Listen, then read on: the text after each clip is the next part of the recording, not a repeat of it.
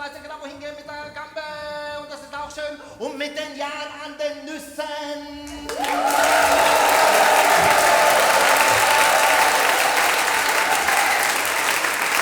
Ist das so viel und groß kriegen, magst immer hören, ihr kann's verstehen.